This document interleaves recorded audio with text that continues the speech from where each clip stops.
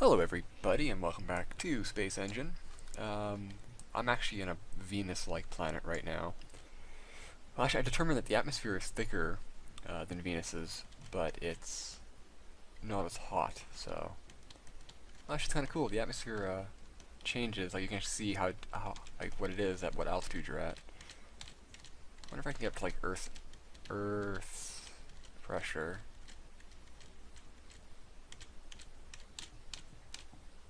Oh, so close. One more. That's whatever, that's good enough. Actually, one interesting thing about Venus is, there's a place about, I think it's like 50-something kilometers up. 52 or 53, or something like that. But it's above 50 kilometers, where the pressure and temperature is actually comparable to Earth. Well, at least the pressure is comparable to sea level, and the temperatures between 20 to 30 degrees Celsius. And it's actually surprisingly one of the most habitable places in the solar system, is in this band in Venus' atmosphere. And interestingly enough, if you used I haven't checked out its moon yet. If you use like just our air as a lifting gas, like just basically nitrogen and oxygen, you can actually keep a habitat at around that altitude, which is pretty cool. I'm sure if you like supplemented like a little bit of like hydrogen or a lighter element than nitrogen into it, you can get more lift out of it, and you can go up higher, and you can actually like precisely maintain an altitude at the desired level. But I'm a huge fan of. Actually, wait a minute. I have to point this out.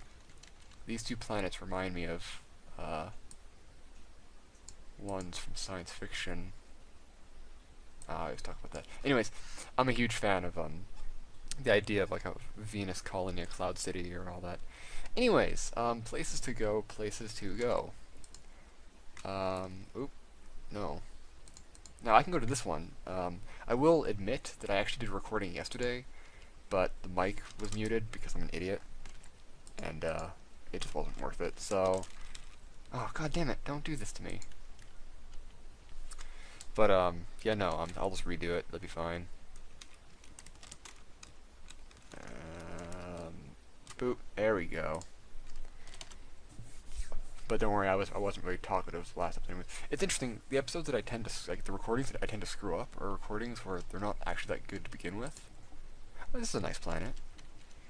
And there was one I was told to go to where it was the source of an interesting radio signal, and it's not in the star catalog here. And I even looked it up online to try to find different names for it, and I couldn't find it. So which is sad because I actually wanted to check that one out because I always like mysterious radio signals from other planets or other star systems. This is a nice one. Nice cloud bands, nice ring system, a plethora of moons. Moons are always nice. Seriously, gas giant moons are great.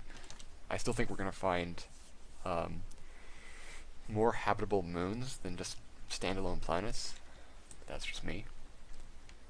Another one, kind of a brownish tint. Or not, I don't know, I'm colorblind. Is that green? Brown? I'm not sure. Cold desert, a warm oceana. I like oceanas. They're fun. Which reminds me of Subnautica, which is exciting because there's actually a DLC coming out for Subnautica, which I'm looking forward to because I love Subnautica. It's such a great game. If you haven't played Subnautica, I highly recommend it. Woo. Actually, I'm always saying we need to have like more underwater laboratories, kind of like the space station, but like in various places in the ocean. Like there's a couple, and they're shallow water and they're nice and all, but we need like a large dedicated deep sea science laboratory. That'd be a lot of fun. Like it would seriously be really cool. Why do I feel lightheaded? I don't know. Maybe it's asthma or something. Where am I? Yeah, so I was told to go to that place. I was told to go to another place that I couldn't find in the star chart, which is sad. So, but I tried. I seriously did try. We're in the galaxy. But where in the galaxy are we? Actually, wait a minute. Where's Sol? Sol? Sol is right there. Which that would mean that that is the Orion arm, or the Orion spur. You see, because for the longest time we thought that our sun was in a spur coming off another galaxy arm. I think the Sagittarius arm. But recently it's been thought that perhaps we're actually in an arm. So it's called either the Orion arm or the Orion spur. I like Orion arm personally, but whatever. Yeah. You know what? 1 second. Right then, let's check something. Ooh. You need to slow down there. So Sol is down here. I always use the sun as my marker. It's a good signpost. My goodness. I have like no lung capacity right now. I don't know what the deal is. Oh well. It happens sometimes.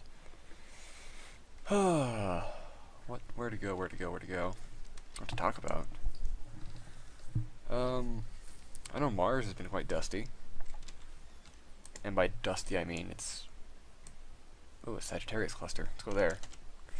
And by dusty I mean it's just like lots and lots of dust storm activity. Actually, I think it was a global dust storm currently. I didn't know this was a thing. Huh. But yeah, Curiosity's doing fine. It's nuclear powered. Can't really screw it up very much. Opportunity's not doing very well. It's in a power fault mode. I hope it's okay though, because I like Opportunity. When Spirit died, I was quite sad. But, yeah, live and learn. However, the dust storm won't interfere with Insight, which is landing in December, so that's good. Because I'm really looking forward to Insight landing. Watched it launch. It was a lot of fun. It's gonna do geology, seismology, and stuff like that. Oh, wait. Ooh, that's life here. Okay. Ah, it's gonna be a moon with life. See, what did I tell you? Boop. It's a cold ice world, so I'm gonna assume it's subglacial.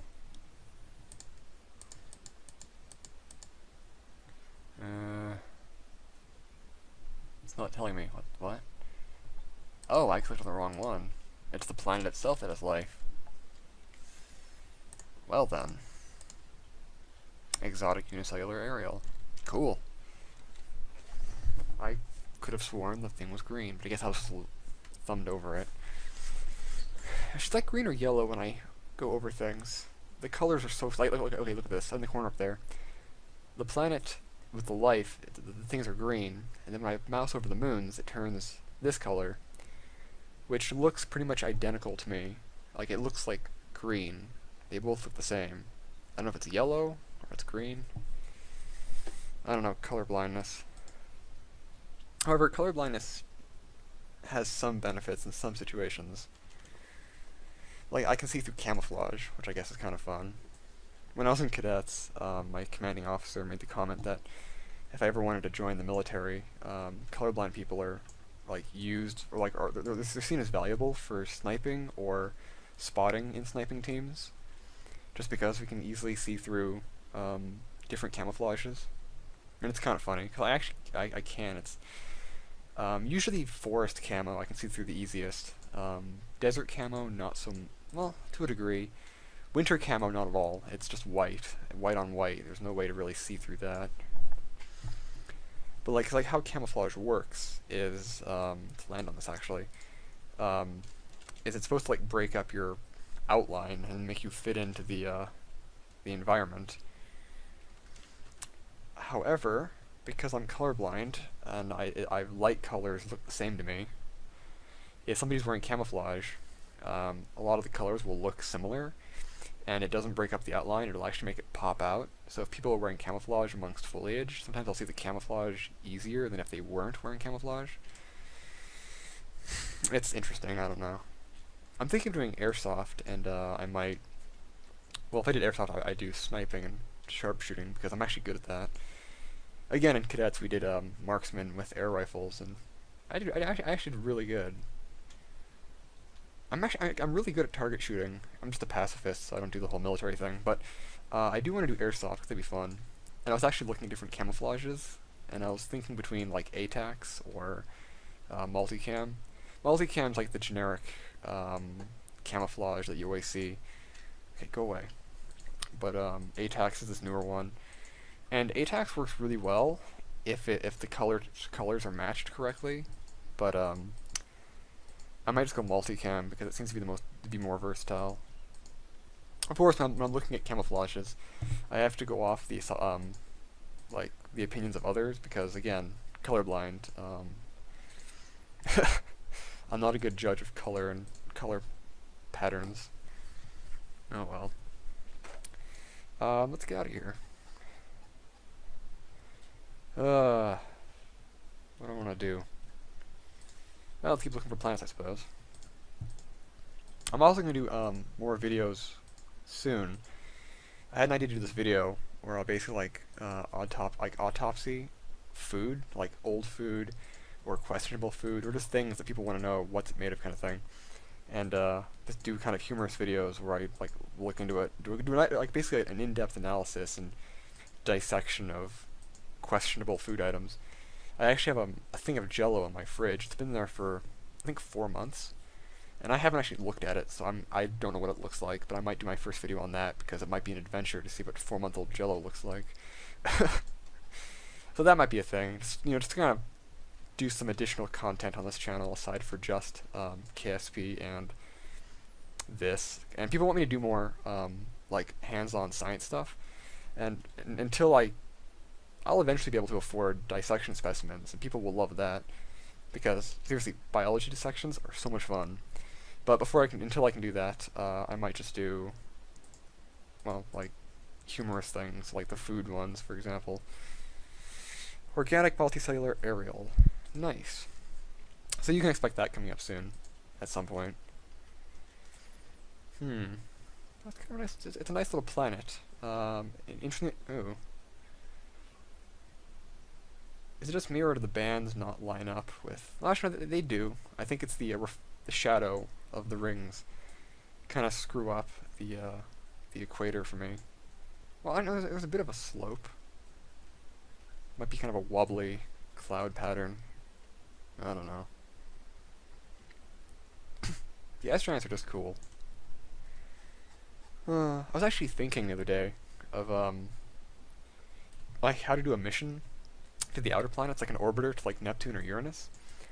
And we can do it, but one of the biggest, issues is just the transit time. Takes forever, like years and years and years to get out to Neptune.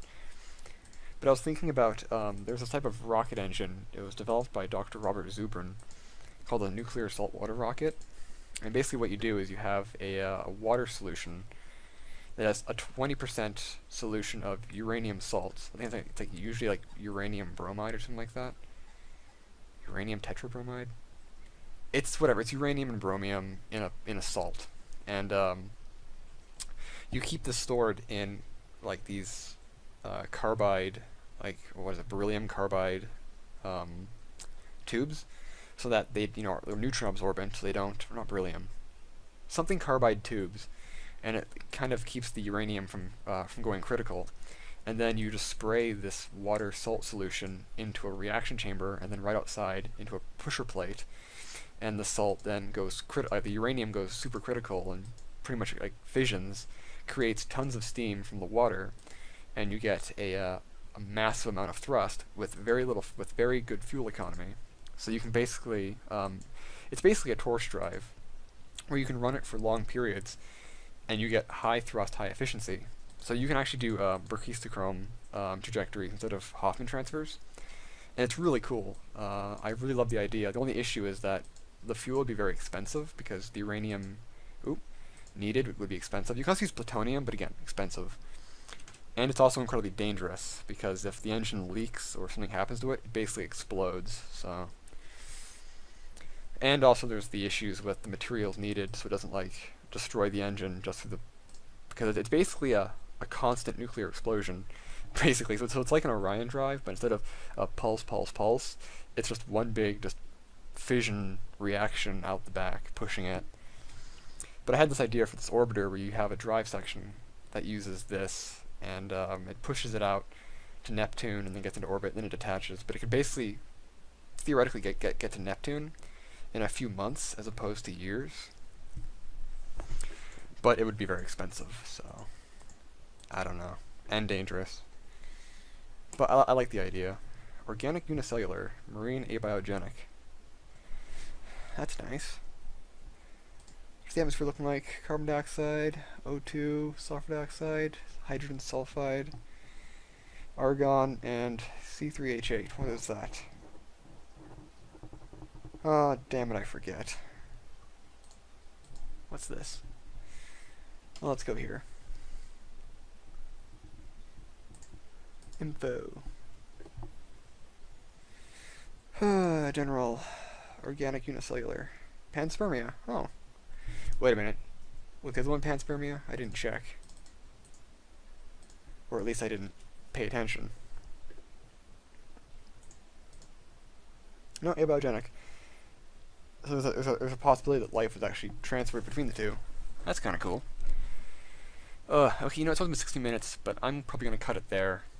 I'm not feeling very well for some reason, so I'm going to go deal with that.